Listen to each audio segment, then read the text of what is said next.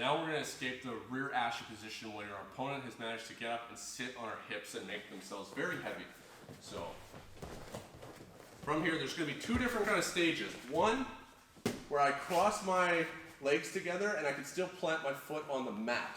So as I'm here, I can still derive base from the ground. The more he sits up, the more I'm going to have to actually cross my foot underneath my knee. I don't really have a choice at this point. If I'm really tall, which I am, and I get to an earlier stage before Kevin's able to really establish this frame underneath my leg, I can keep my legs crossed here. It'll make it a little more difficult for him to adjust, but especially when he's starting to get into a better position here, I'm going to have to go behind the knee. Now, I'm going to still create this bridge. It's going to move him even more now because his hips are on top of mine.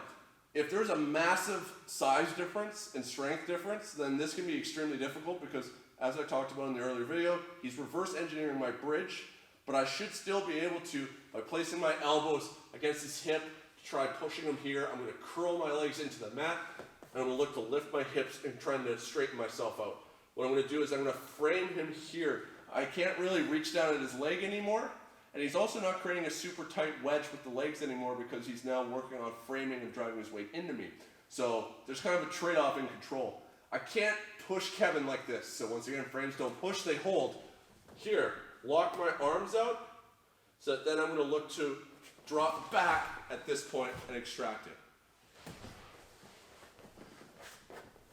it. Here, I lift, I keep Kevin checked. If I have to, you might even need to try and bring your knee in place here to try and just establish as many frames as possible. Here I'm trying to turn my knee to the opposite direction as we did with the earlier defenses just to make his job even harder. And I'm extracting here. Kevin's going to turn and face me immediately to not give up position.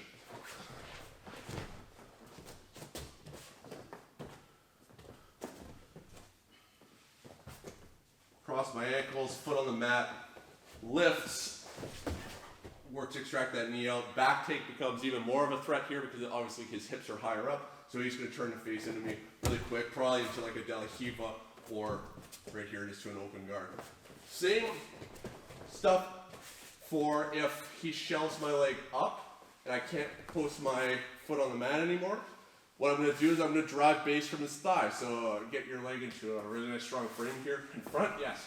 So this leg can no longer touch. I'm going to keep my legs crossed, but for the purposes of just showing right now, I'm going to open my legs up.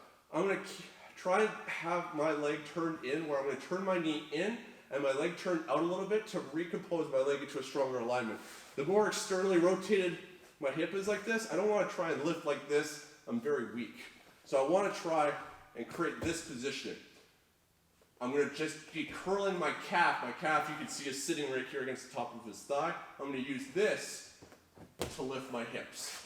With the curl, obviously, of this leg because it's going to be able to push into my shin, which is reinforced against his thigh. So as I'm here, Kevin's sitting up into the position. I'm going to generate base off of him. That's also going to sometimes shift his weight forward just like it did because obviously now I'm creating a very big motion, and because of how my leg is placed on top of his leg, it's harder for him to base out accordingly. From here, I bring this top leg out and I bring it over top so that my shin gets right behind his hips as another frame. I start turning my hips this direction so that even if all else fails and I can't extract the knee, if he falls down into like an outside Ashi, I've at least rewinded the position and I'm going to have to just escape outside Ashi rather than being threatened directly by the knee bar. So here, my feet can't make contact with the mat. I'm going to check with my forearms or my hands. My hands can go up to the armpits as well, depending on how long you are. Otherwise, right here at the elbows, I create space, and I curl my feet down to the mat until they touch. Checking the hips, I start turning my hips in.